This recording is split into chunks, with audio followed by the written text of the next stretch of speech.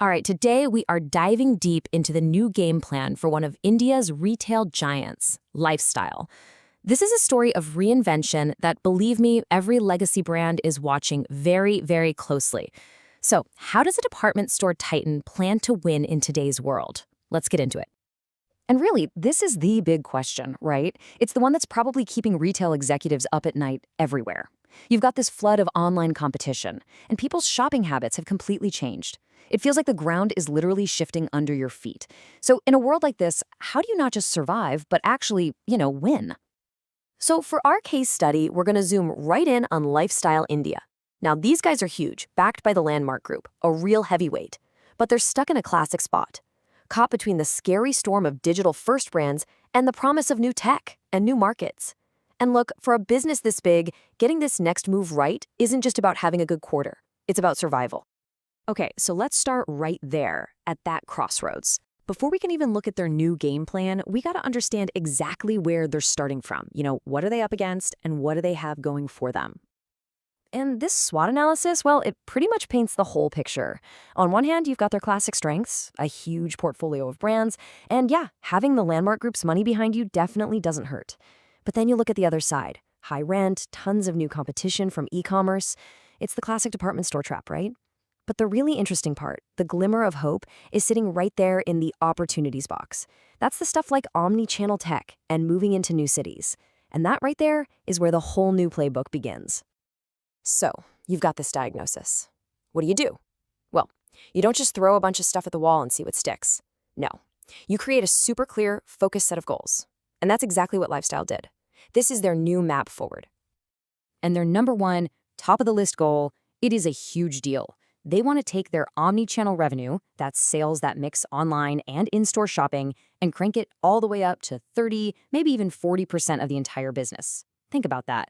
This isn't just, let's make a prettier website. No, this is about changing the entire DNA of the company so that digital and physical aren't two different things, they're just one seamless experience.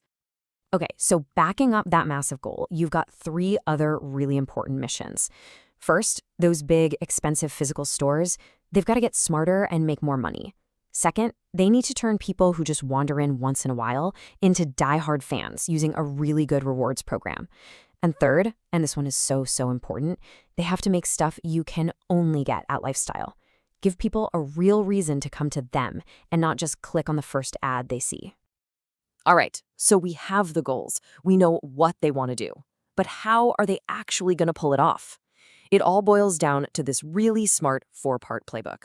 Think of it as their modern, tech-fueled plan to win. Let's dig in. First up, product. What are they actually selling?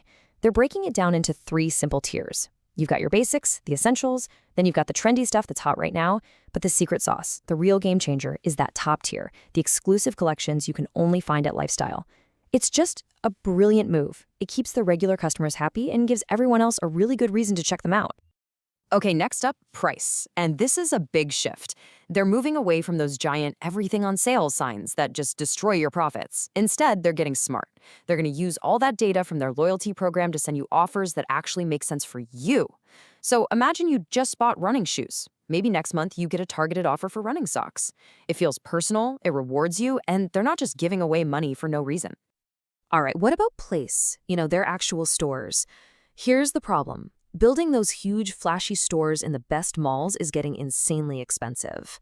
So what's the solution? A super clever two-part strategy. In the big metro cities, yeah, they'll still have those giant flagship stores, but they'll make them more of an experience. Think events, beauty bars, that kind of thing. But in all those other growing cities, they're launching these smaller, more nimble Lifestyle Select stores. And the key is, the stuff inside will be picked specifically for what people in that city actually want.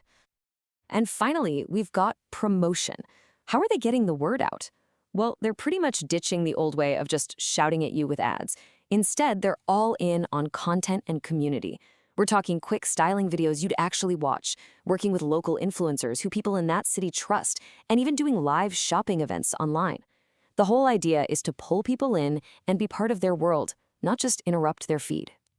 So think about it. We've got a smarter plan for product, price, place, and promotion. But here's the thing, any one of these on its own is okay. It's not enough. The real magic, the thing that makes this a winning strategy, is how they all work together. And the glue that holds this whole thing together, it's that huge bet on a seamless omni-channel experience. And this is where the rubber meets the road. We're talking about tech that actually makes your life easier. Things like virtual try-ons, so you can see how something looks without going into a fitting room. Or paying on a salesperson's phone so you can skip the checkout line completely. It's about knowing exactly what's in stock, so you can click Buy Online and then just swing by the store to pick it up. And what powers all of this? That loyalty program. It's the brain, the central hub of data that makes all of this cool, personalized stuff happen.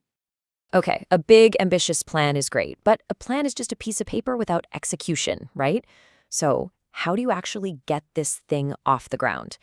Let's take a look at what they're doing in the first, most critical 90 days. I love this because it shows they're not waiting around.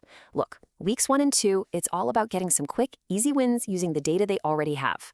By weeks 3 to 6, they're already rolling out pilot programs for things like click and collect in some key stores. And then, before you even hit the 3-month mark, boom! They're launching a brand new exclusive collection with a big live stream event. It's all about getting wins on the board and building that momentum fast. And of course, you don't do all this without measuring it. They are going to be watching everything like a hawk. They'll have a dashboard with all the key numbers, that big one, the omnichannel revenue share, but also things like how profitable each store is. This lets them see in real time what's working and what's not, so they can tweak the plan as they go. But wait, there's more. The playbook doesn't just stop with the here and now. They're also looking way down the road at a couple of really bold, kind of mind-blowing ideas that could totally change what a department store even is. The first big idea is something called retail as media. So think about all the people that walk through a lifestyle store every single day. What if you could monetize that foot traffic? What if the store itself became a stage? We're talking about other brands paying to have a pop-up shop inside or to sponsor an event there. Suddenly, the store isn't just a place that sells things. It's a media channel that makes money. The second big move is all about going local. The idea is to stop having some central office decide what every single store in the country sells.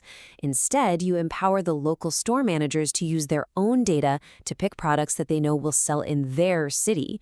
It just makes sense, right? What sells in Mumbai might not be what's popular in Delhi. This could mean way more sales and a lot less stuff sitting on clearance racks. So, when you step back and look at the whole thing, what do we have? It's a plan that's smart, it's packed with tech, and most importantly, it's all about the customer. It takes on all the old, tired problems of the department store head on. Which brings us to the final massive question. Is this just a great plan for lifestyle, or could this be the playbook that actually saves the entire idea of the modern department store?